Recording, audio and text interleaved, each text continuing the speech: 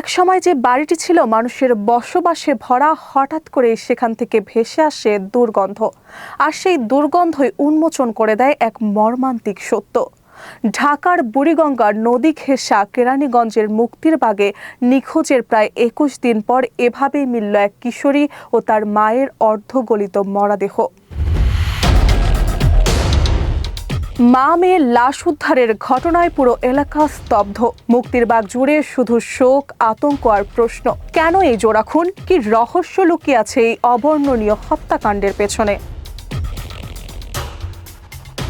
১৫ই জানুয়ারি সন্ধ্যায় কেরানীগঞ্জ উপজেলার কালিন্দী ইউনিয়নের মুক্তিরবাগ এলাকায় একটি ৫তলা ভবনের ২য় তলার ফ্ল্যাটে পুলিশ উদ্ধার করে মরদেহ দুটি। নিহতরা হলেন ১৪ বছর বয়সী স্কুল ছাত্রী জোবাইদা রহমান ফাতেমা এবং তার মা রোকেয়া রহমান।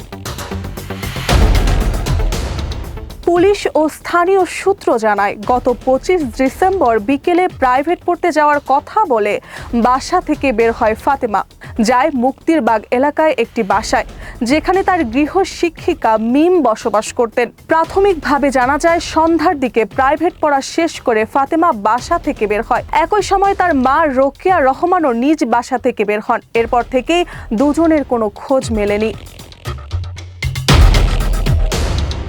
দিনের পর দিন অপেক্ষা, আত্মীয় স্বজনের বাড়িতে খোঁজ, সম্ভাব্য জায়গায় অনুসন্ধান, থানার দ্বারস্থ হয় পরিবার।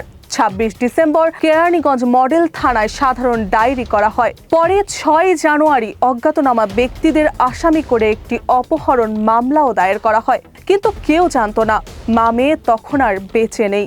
পুলিশ এই ঘটনায় ৪ জনকে আটক করে জিজ্ঞাসাবাদ করছে। তবে ঘটনার পেছনের রহস্যগুলো এখনো অস্পষ্ট।